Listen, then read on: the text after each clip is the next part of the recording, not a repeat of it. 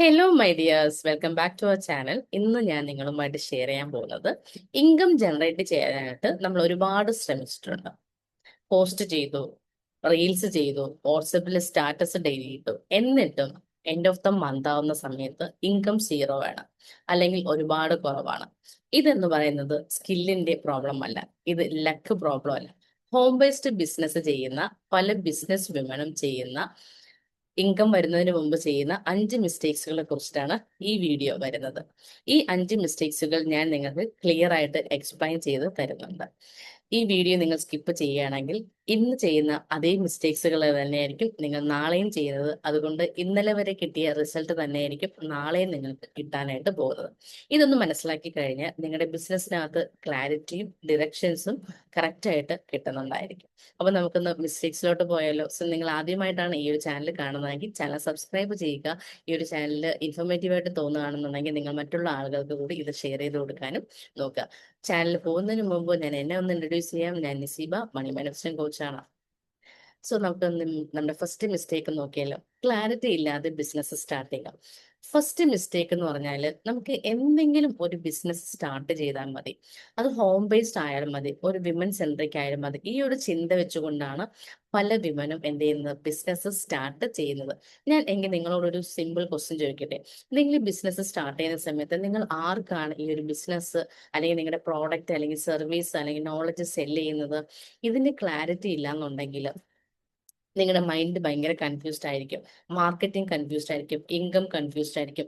Clarity ഇല്ലെങ്കിൽ നിങ്ങൾ എടുക്കുന്ന ആക്ഷൻസിന്റെ എനർജി കംപ്ലീറ്റ് ഡൗൺ ആവുന്നുണ്ടായിരിക്കും. അതായത് നിങ്ങൾക്ക് എന്തൊക്കെയോ ചെയ്യണമെന്നുണ്ട്, എന്നാൽ നിങ്ങൾ ചെയ്യുന്ന കാര്യങ്ങൾക്ക് ക്ലാരിറ്റി ഉണ്ടായിരിക്കില്ല.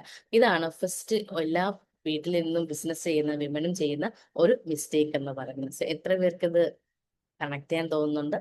യെസ്. അപ്പൊ രണ്ടാമത്തെ മിസ്റ്റേക്സ് നോക്കിയല്ലോ. മൈൻഡ് സെറ്റ് വർക്ക് ഇഗ്നോർ ചെയ്യുന്നതാണ്. അതായത് നമുക്ക് പറ്റുമോ, അതോ ആരെങ്കിലും വാങ്ങുമോ, ഇത് ഞാൻ ചാർജ് ചെയ്യുന്നത് ഓവർ അല്ലേ എന്നൊക്കെയുള്ള ഒരുപാട് നെഗറ്റീവ് ആയിട്ടുള്ള ചിന്തകൾ നമുക്ക് വരുന്നുണ്ടായിരിക്കും. ഞാൻ ഒരു കാര്യം പറയട്ടെ. ബിസിനസ്സിനെ ഫെയിൽ ആക്കുന്നത് നമ്മൾ തന്നെയാണ്. അതായത് നമ്മുടെ മനസ്സിനകത്തുള്ള ഇന്നർ ഡൗട്ടുകളാണ് നമ്മുടെ ബിസിനസ്സിനെ ഓരോ ദിവസവും ചുരുക്കി ചുരുക്കി കൊണ്ടുവന്നുകൊണ്ടേയിരിക്കുന്നത്. നമ്മൾ ഇങ്ങനെ ഒരു കാര്യവും നമുക്ക് കസ്റ്റമേഴ്സ് വന്നില്ലല്ലോ, കസ്റ്റമർ എങ്ങനെ വരുന്നത്, കസ്റ്റമർ ഏത് തരത്തിലായിരിക്കും എന്ന ആവശ്യമില്ലാതെ നമ്മൾ ചിന്തിക്കാൻ തുടങ്ങുമ്പോൾ നമ്മുടെ ബിസിനസ്സിനെ ഡൗൺ ആവാൻ എളുപ്പമാണ്. അപ്പം നമുക്ക് മൈൻഡിൽ കോൺഫിഡൻസ് ഇല്ലെങ്കിൽ മണി ഫ്ലോ ബ്ലോക്ക് ആവുകയാണ് ചെയ്യുന്നത്. ഓക്കെ.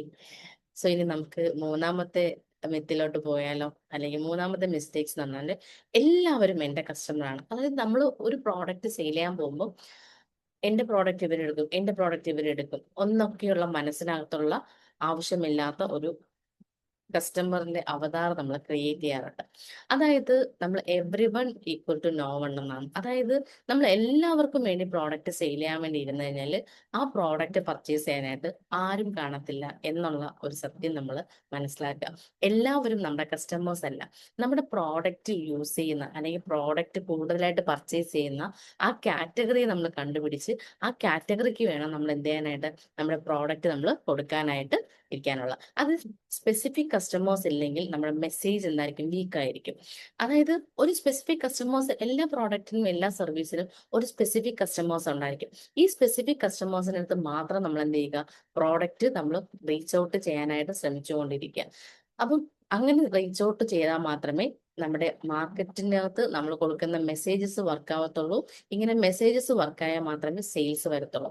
ഇങ്ങനെ നമ്മൾ കറക്റ്റായിട്ട് എല്ലാവർക്കും പ്രോഡക്റ്റ് ചെയ്യാനായിട്ട് അല്ലെങ്കിൽ കൊടുക്കുകയാണെന്നുണ്ടെങ്കിൽ നമ്മുടെ ഈ ഒരു മെസ്സേജ് വർക്ക് ആവണം എന്ന് യാതൊരു നിർബന്ധവുമില്ല, നമുക്ക് സെയിൽസും വരത്തില്ല. അപ്പം ഫോക്കസ് നാരോ ആകുമ്പോൾ ഇൻകം വൈഡ് ആകും. അപ്പൊ നമുക്ക് എത്ര ആളുകളിലോട്ടായി നമ്മുടെ ആ ഒരു കോർ ആൾക്കാരെ നമ്മൾ കണ്ടുപിടിക്കുന്നതിലാണ് നമ്മുടെ സ്ട്രാറ്റജി ഇരിക്കുന്നത്. ഇപ്പൊ നിങ്ങൾക്ക് മൂന്നാമത്തെ മെത്തും മനസ്സിലായെന്ന് വിചാരിക്കുന്നു. സോ അടുത്ത വരുന്ന മിസ്റ്റേക്സ് എന്ന് പറഞ്ഞാൽ പോസ്റ്റിംഗ് ഈക്വൽ ടു മാർക്കറ്റിംഗ് ആണ്. അതായത് നമ്മൾ കോണ്ടന്റുകളെല്ലാം പോസ്റ്റ് ചെയ്യുന്നുണ്ട്, എന്നിട്ട് നമ്മൾ ചുമ്മാ ഇരിക്കുന്നു. ഓക്കെ, നമ്മുടെ പോസ്റ്റിംഗ് ചെയ്ത് കഴിഞ്ഞാൽ നമുക്ക് മാർക്കറ്റിങ്ങിനകത്ത്, അല്ലെങ്കിൽ മാർക്കറ്റ് നമുക്ക് ഈസിയാണ്, നമ്മുടെ മാർക്കറ്റ് വഴിയിട്ട് നമുക്ക് പ്രോഡക്റ്റ് അല്ലെങ്കിൽ നമുക്ക് അതിന്റെ എൻക്വയറി കിട്ടുമെന്ന് പറഞ്ഞുകൊണ്ട് നമ്മൾ ചുമ്മാ ഇരിക്കുകയാണ്. അത് പോസ്റ്റിംഗ് എന്ന് പറഞ്ഞ ഒരു വിസിബിലിറ്റി മാത്രമാണ്. അതിനകത്ത് മാർക്കറ്റിംഗ് ചെയ്യുക, എന്നാൽ മാത്രമേ കൺവേർഷൻസ് വരും. നമ്മൾ എല്ലാവരും പൈസയ്ക്ക് വേണ്ടിയാണ് ചിലപ്പോൾ നമ്മുടെ ഇൻകം ജനറേറ്റ് ചെയ്യണം എന്നുണ്ടെങ്കിൽ മാർക്കറ്റിങ്ങിനകത്ത് നമ്മൾ വിസിബിലിറ്റി അല്ലെങ്കിൽ നമ്മൾ അതിനെ കൺവേർഷൻ ചെയ്യുക. നമ്മൾ ഓൾറെഡി ചെയ്തു വെച്ചിരിക്കുന്ന വിസിബിലിറ്റി എന്താണോ ആ വിസിബിലിറ്റിയെ നെക്സ്റ്റ് ലെവലിലോട്ട് നമ്മൾ കൊണ്ടുപോകാനായിട്ട് ശ്രമിക്കുക. ഇങ്ങനെ നമ്മൾ എന്താണ് ഒരു സ്ട്രാറ്റജി ഇല്ലാതെ കോണ്ടന്റ് ചെയ്യുകയാണെങ്കിൽ നമ്മുടെ എഫേർട്ട് വേസ്റ്റ് ആയിരിക്കും. അപ്പൊ നമ്മൾ എന്ത് ചെയ്തു കഴിഞ്ഞാലും അതിന് ഒരു സ്ട്രാറ്റജി കൊടുക്കുക. ആ സ്ട്രാറ്റജി കൊടുത്തതിന് ശേഷം നമ്മൾ എന്ത് ചെയ്യുക, നമ്മൾ എഫേർട്ട് ഇടാനായിട്ട് നോക്കാം. അങ്ങനെ വരുമ്പോൾ നമ്മുടെ പ്രോഡക്ട്സുകൾ ആളുകൾക്ക് ഇഷ്ടപ്പെടുന്നുണ്ടായിരിക്കും, അതിനകത്ത് വ്യൂസ് വരുന്നുണ്ടായിരിക്കും, നമുക്ക് ഇൻകം വരുന്നുണ്ടായിരിക്കും.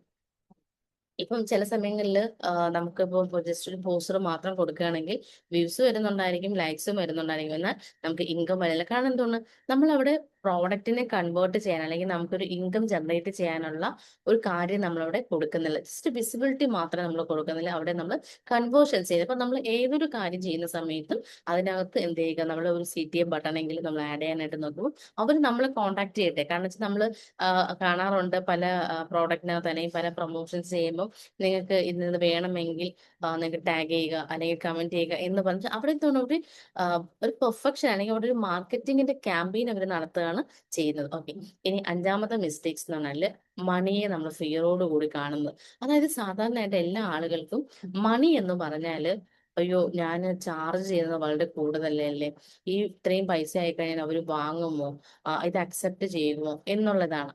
മണി എന്നതൊരു സ്പിരിച്വൽ അല്ല. പീപ്പിള് അക്സെപ്റ്റ് ചെയ്യില്ല എന്ന് നമ്മളാണ് നമ്മുടെ ചിന്തകളിലോട്ട് കൊടുക്കുന്നത്. നമ്മൾ ലിസൺ കെയർഫുള്ളി ചെയ്യേണ്ട കാര്യം, മണി ഈസ് നോട്ട് ഏബിൾ. ഒരിക്കലും മണി എന്ന് പറയുന്ന ഒരു പിശാചൊന്നും അല്ല.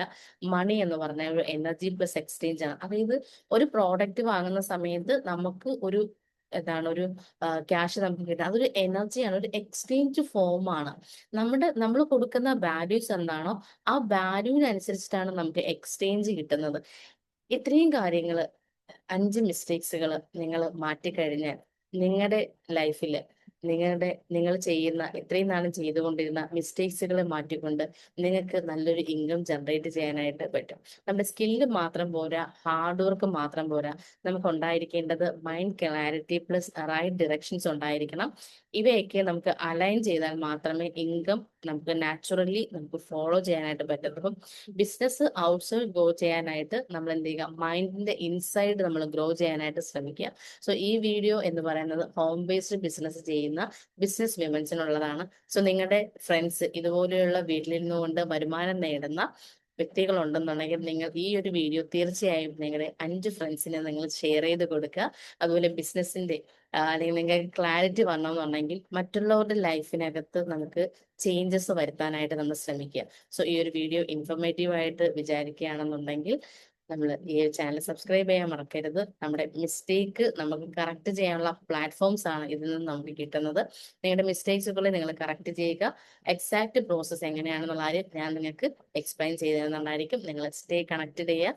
സോ വീണ്ടും ഒരു കാര്യങ്ങൾ കറക്റ്റായിട്ട് തന്നെ ചെയ്യുക. നമുക്ക് വീണ്ടും നെക്സ്റ്റ് വീഡിയോയിൽ കണ്ടുമുട്ടാം. കണ്ടുമുട്ടുന്നവരെയും take care, bye, thank you so much.